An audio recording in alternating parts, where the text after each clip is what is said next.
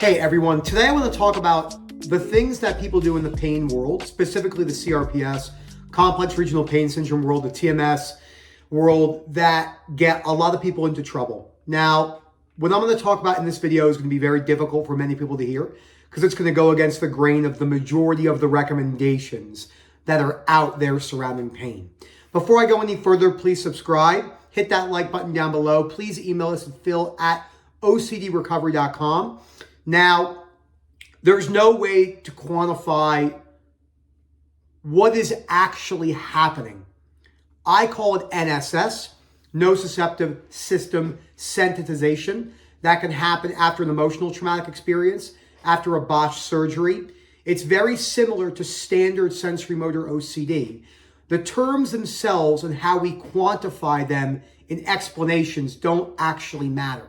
So we have what's called probably as the OCRDs, the obsessive compulsive related disorders. So imagine you have a big circle and in the middle it says OCD. And there's a bunch of small rings around it. The TMS and CRPS world is very similar to the severe sensory motor world, blinking, breathing, swallowing, saliva, but more so based around physical pain. I've worked with dozens and dozens of some of the most severe cases, many people who are on their way to recovery and who have gotten better. One individual went on to a big podcast and talked about how so many people, unfortunately, well-intentioned individuals, do get this topic wrong. And it doesn't really matter what the origin is, whether it came from a botched carpal tunnel surgery or a tennis elbow, or you had a discectomy or something like that. All will have different variations on the structural components. But what we think is going on, there are sensitized nerves in the tracts.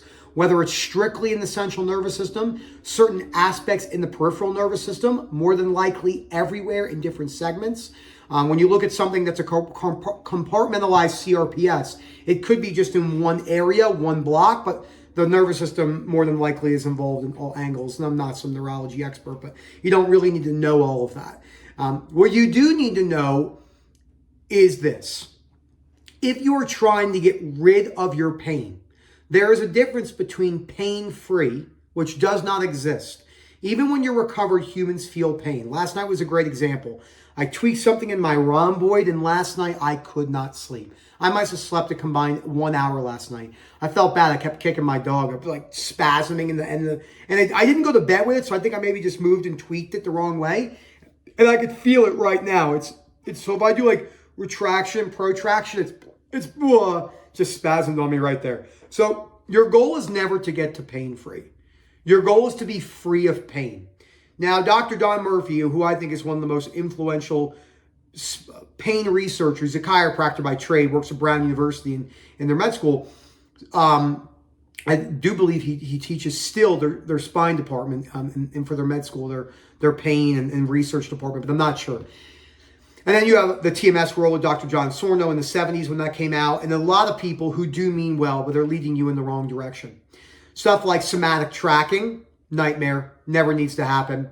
Somatic tracking is just keeping your brain very aware of the pain. You have to get comfortable with not needing to track. That's not what recovery is. Grounding exercises, all these things that you're doing to calm your nervous system down, well, at face or on face value, they don't seem like they're that big of a deal, but they are. They're a really big deal, and they're keeping a lot of people stuck. Now, I'm going to do a lot of videos over the next few months on this topic because the amount of people who have been coming in, it's quite a bit on these particular topics. And every person comes in, tells me the same thing. I'm avoiding my pain. I haven't worked. I'm doing somatic tracking. I do all these other things to calm down my nervous system. And I say, in time, all of that have to go. Now, I'm usually met with animosity because most people say to me, that's not correct because everyone else says the opposite. Every other person in pain says one thing. But unfortunately, most people really do not understand this because they've never lived it themselves. I had horrendous 24/7 chronic sensory motor, saliva swallowing, breathing, thumb hyperawareness, body part hyperawareness, IBS hyperawareness, headache, tension, DPDR. The principles are the same. My goal was never to get rid of those sensations. My goal was to change my perspectives on those sensations if they never went. But in the pain world, the entire pain world's goal is to make your pain go away. or to get rid of it. That's a very, very big mistake. And even if your pain goes down quite a bit, you're always going to be on the lookout, watching, lurking in the shadows. When is my pain going to come back?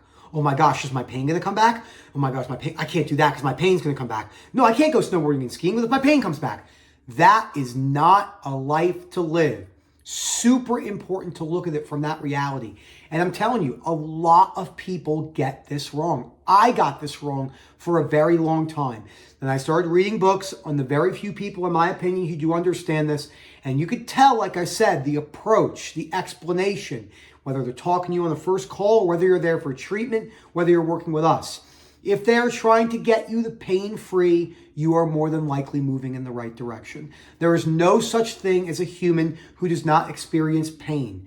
Yes, maybe not chronic pain 24/7, but still, if your goal is to get to pain-free, you're going to be in big trouble. The goal is to get to free of pain, where your belief systems are changing with CBT/REBT, rational emotive behavioral therapy, which I think is a lot more emotive and beneficial than the watered down CBT that we see today. Exposures going towards your pain, getting rid of somatic tracking, getting rid of all this venting that you do to people. All the forums have to go. The compulsive recovery story watching has to go. All of that has to go to change your perspectives on pain and bring it for the ride. So I'll be covering this in much more detail in more videos to come. Really think about this. Get those books on the reading list. This is where you want to be. Thank you as always, and enjoy the rest of your day.